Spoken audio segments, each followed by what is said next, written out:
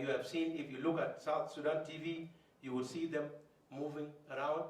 And believe me, the army, which is still keeps Salva Kiir in power, is still more than 60% from the Nuer. So I wanted to say that the idea of those who wanted to drive wedge between the Dinka and the Nuer is not true. It's not true. This is a political war. It is a political problems which has been mishandled in the process. Mishandling a political war does not amount to a tribe fighting another tribe. We are endeavored to ensure that peace come back to South Sudan, and we thank our brothers in IGAD who have started to initiate the peace peaceful solution that should come to South Sudan. So the rebels are taking this loophole to continue their fight. We in the army, we believe we are part of the regions. Whatever agreement will be reached by the regions in regard to bringing peace as quick as possible to South Sudan, the SPLA will implement.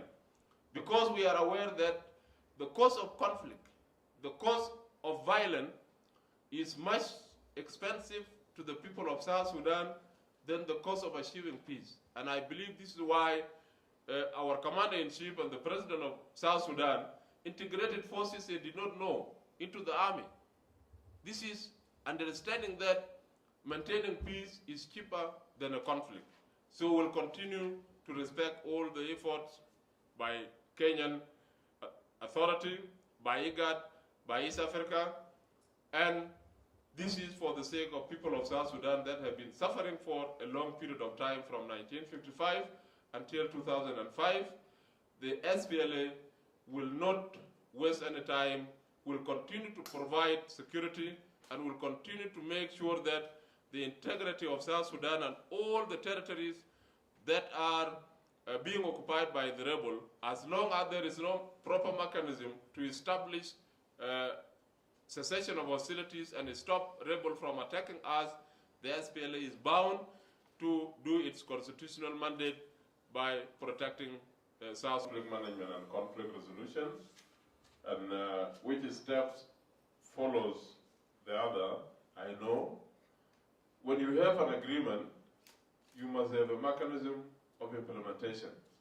So when the cessation of hostility was agreed, there was never put down a mechanism for implementation.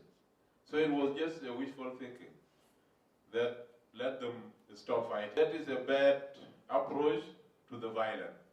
So the IGAD were very lazy to move a step forward. And had they quickly put in place a mechanism to monitor the two parties, I believe most of the fighting would have stopped.